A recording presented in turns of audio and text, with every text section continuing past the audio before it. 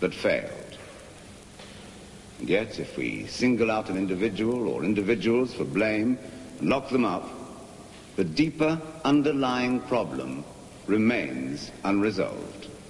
And next week, another individual in the same fallacious system may make the same error with equally disastrous consequences.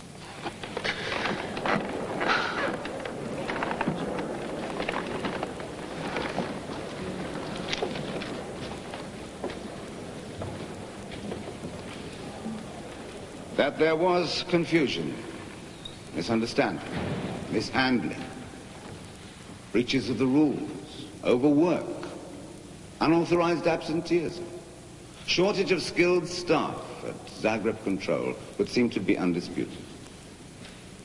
But let me make myself clear, beyond any doubt, I do not ask this court to condone or overlook any blame attaching to the defendants. For what I do ask is that this be seen in perspective. One could, I suppose, draw a parallel. The temptation is irresistible. If one were to say that doctors, in prescribing the wrong drugs, were then subject to criminal prosecution, ask, I suggest, what kind of medical profession we would have tomorrow. The answer is only too painfully clear. It is no exaggeration to say that the aviation community around the world waits with bated breath for the decision of this court. All these defendants will have to live with the thought of that catastrophe for the rest of their lives. And that, together with the experience of this trial, would, I suggest, be wholly sufficient punishment in the circumstances. The real danger is that the effect of a prison sentence on these men will be disastrous for the morale of the air traffic control system throughout the world, and therefore directly affect the safety of the traveling public. The imprisonment of these defendants will be wholly counterproductive to the solution which is sought. Instead of being in the limelight today as the architect of tragedy, Zagreb could tomorrow be, by virtue of an enlightened decision of this court, a model for world civil aviation. The lives of those killed on September the 10th will not have been sacrificed in vain.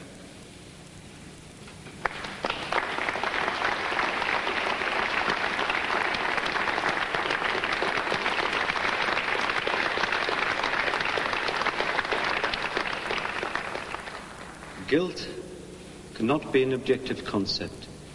It is a theory, a value judgment, escaping rational analysis and scientific determination. How's Tasich? Oh, he'll be okay. A mild heart murmur, maybe. It's nothing serious. Richard, I'm sorry. You understood why. If Darchik, as shift supervisor, sat working at his desk, it does not follow that he was consciously neglecting his work of supervising the control room. The charges against the middle sector controllers, Edovich and Pelin, are found to be invalid. The work of this sector was perfectly normal. To determine Hochberger's and Tepish's guilt, it will be imperative to demonstrate that their absence caused an overburden of work for Tasic, which in turn caused a disaster.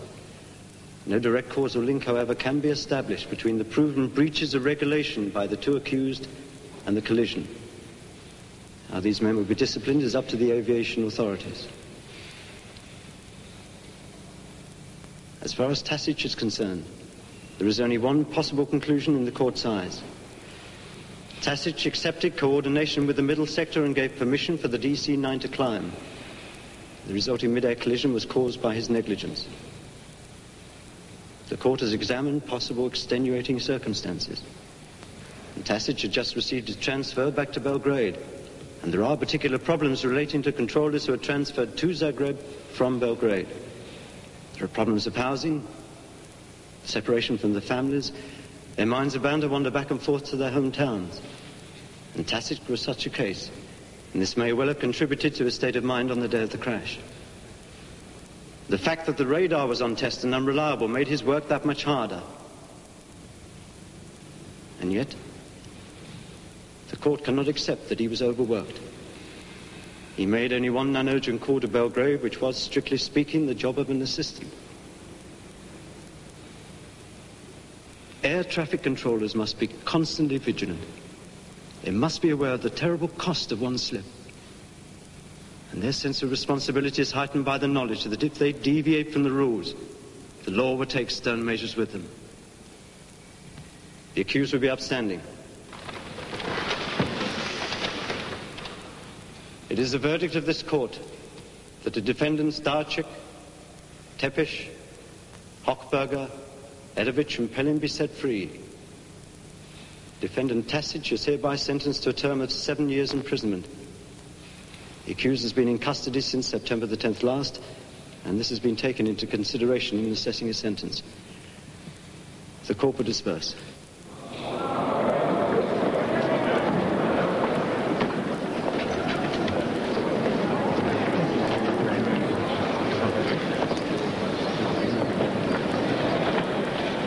Five out of 6, Richard. You must be pleased. Can I give you a lift to the hotel?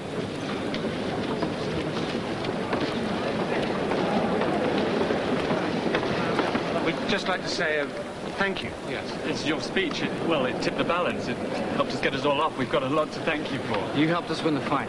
Please, come and have a drink with us. Vladimir Tasic is on his way back to jail. With every scrap of blame for this disaster pinned squarely on his shoulders. Till we get them to see reason, get him out. Well, the fight is only just starting. He'll appeal, won't he? No doubt he will. And I'm sure you haven't forgotten that under your laws, the prosecutor can also appeal against your acquittal. So all in all, your exuberance, if I may say so, is a little premature.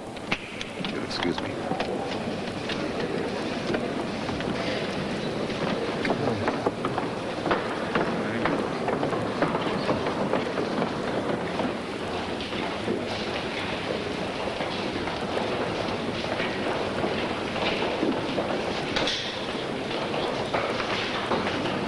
Mr. Weston, what do you think the consequences of a trial like this are likely to be? Well, as you know, I represent a bereaved family. And when I get back home and they say to me, well, what happened at Zagreb? And I tell them, this chap got locked up for so many years. It's not going to do them or anybody else any good.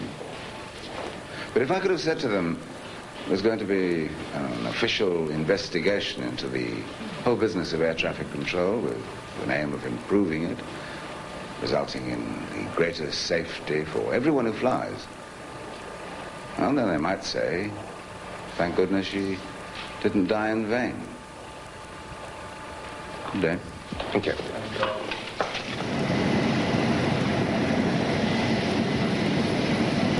Our flight to London will take 2 hours 15 minutes and we'll be flying at a height of 31,000 feet. Our route will take us over Munich and Brussels before landing at London Heathrow at 18:55 local time.